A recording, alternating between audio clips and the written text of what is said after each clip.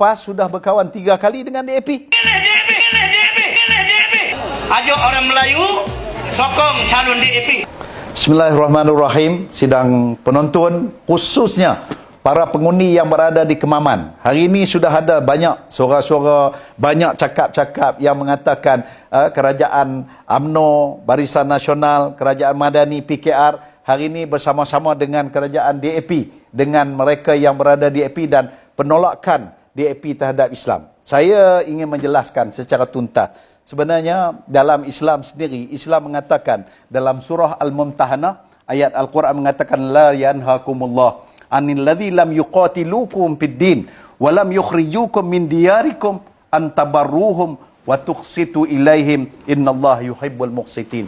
Allah bagi tahu la yanhakumullah. Allah tak larang kamu untuk kamu bergaul bermesra, mentadbir negara bersama-sama dengan mereka yang lam yuqatilukum fid din, yang tidak memerangi agama kamu, yang tidak menyerang soal agama kamu, dan mereka juga walam yukhriju min diyarikum, tak menghalau, tidak mengeluarkan kamu daripada kampung halaman kamu, antabarruhum, untuk kamu bekerjasama dengan mereka, untuk berbuat baik dengan mereka, berkawan dengan mereka, wa tuqsitu ilaihim, bahkan Quran kata hendaklah kamu berlaku adil kepada mereka ini. Innallaha yuhibbul muqsitin. Allah suka, Allah sayang kepada mereka yang bersederhana, yang memberikan keadilan kepada semua orang lain, termasuk yang berbeza agama. Nah, dalam soal yang seperti ini, para pengundi di Kemaman, kalau mengikut fakta lah, senang bercakap,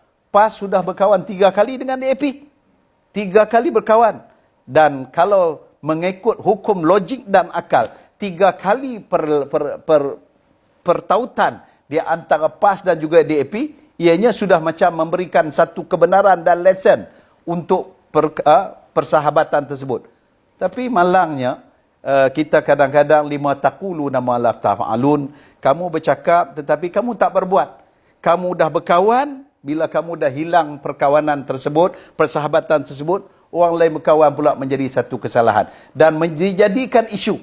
Sedangkan Barisan Nasional UMNO dan saya ahli Majlis Kerja Tertinggi UMNO, semasa kita memutuskan untuk mengadakan pertautan, persahabatan dan juga untuk berkolaborasi dalam politik dan juga dalam mentadbir negara ini, kerana pada waktu itu tidak ada siapa pun yang boleh membentuk kerajaan, tidak ada siapa pun yang memiliki majoriti untuk menjadi kerajaan, maka apabila ke bawah duli Yang Maha Mulia Seri Paduka Baginda Menteri Agung menitahkan supaya diwujudkan kerajaan pertautan ini, dan setelah ditolak oleh Perikatan Nasional, Barisan Nasional dijemput untuk bersama dan akur kepada ini dan merujuk kepada ayat yang saya bacakan di awal tadi, la yanhakumullah anil ladzi lam yuqatilukum fid din wa lam yukhrijukum min diyarikum antabarruhum, untuk kita melakukan kerjasama. Maka kerjasama ini dibuat, tetapi Majlis Tertinggi memutuskan berapa syarat yang penting, 10, 4 yang saya nak sebutkan sekarang. Yang pertama,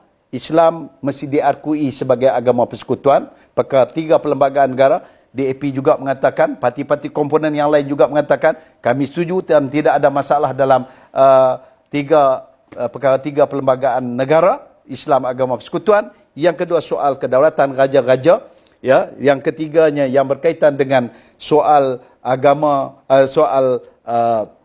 bahasa kebangsaan sebagai bahasa untuk negara kita Malaysia, dan yang keempatnya ialah soal keistimewaan Bumi Putra dan juga orang Melayu diterima. Maka asas inilah yang menjadi pokok kita mengadakan pertautan, untuk kita mengadakan kerjasama dalam kerajaan memerintah, kerajaan perpaduan pada hari ini. Dan dalam masa yang sama juga, saya ingin mengajak dan ingin bertanya kepada mereka yang berada di sana yang mengeluarkan kata-kata sinis tentang perpaduan di antara kerajaan yang dibentuk oleh parti DAP bersama dengan Barisan Nasional, sehingga menyebabkan orang merasa kecurigaan.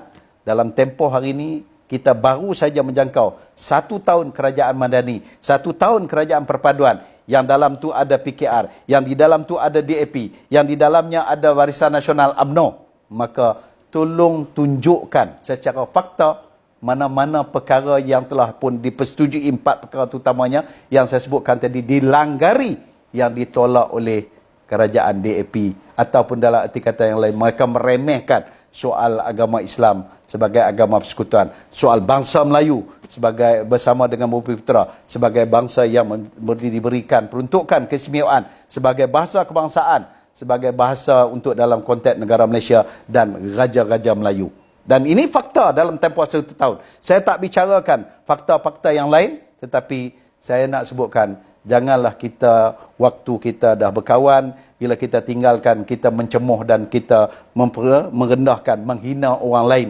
Tetapi bila zaman kamu berkawan, 3 kali persahabatan, pertautan, kamu menganggap orang lain juga tidak betul, kamu seorang saja yang betul. Maka ini saya harapkan pengundi-pengundi yang ada di Kemaman, pertimbangkan, perhatikan, telitilah sebaik-baik dan berilah kepercayaan pada kerajaan yang sedang memimpin dan mentadbir negara pada hari ini.